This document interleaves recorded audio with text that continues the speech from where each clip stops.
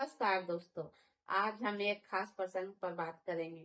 भगवान राम, माता सीता और लक्ष्मण के वनवास के समय, जिन्हें हम कहते हैं केवट प्रसंग।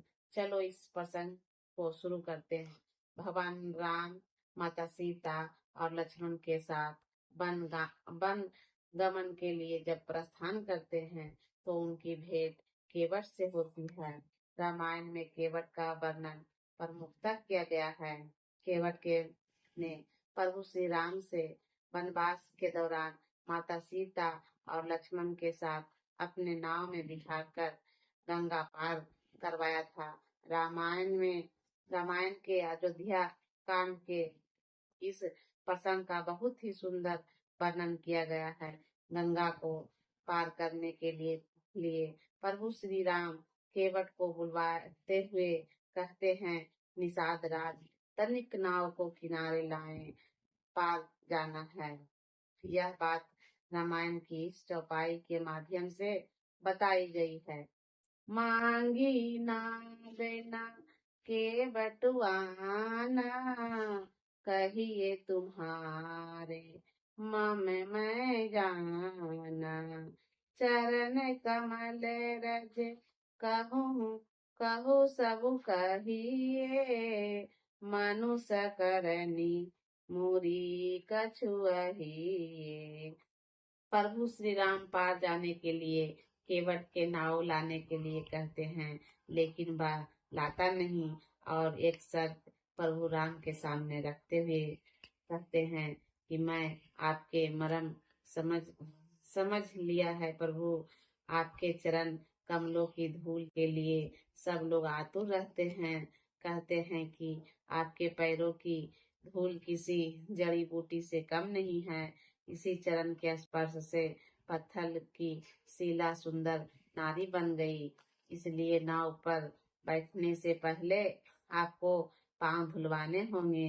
भगवान राम केवट की मनसा को तुरंत समझ जाते हैं और वे केवट तैयार हो जाते हैं। लेकिन केवट के लिए इस बर्ताव से लक्ष्मण को क्रोध आ जाता है और वे धनुष उठा लेते हैं।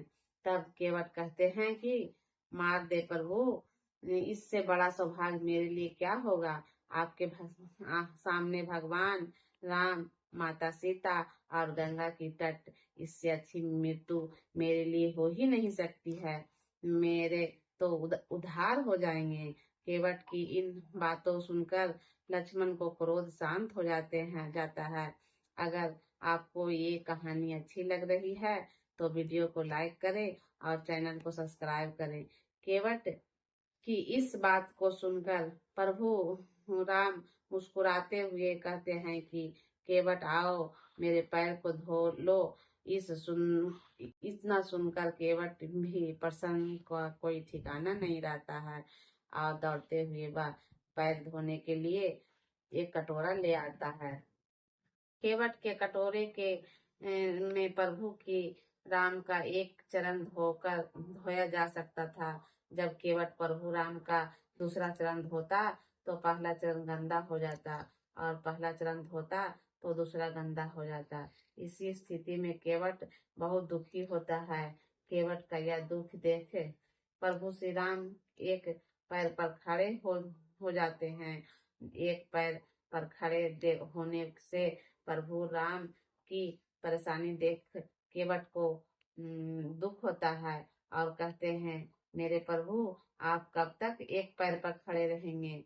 जब तक मैं धोता हूँ आप मेरे सिर के सहारे ले लें। इसके बाद प्रभु राम ने केवट के सिर पर हाथ रख दिया। इसके बाद आसमान से देवों ने पुष्प की वर्षा करने लगी।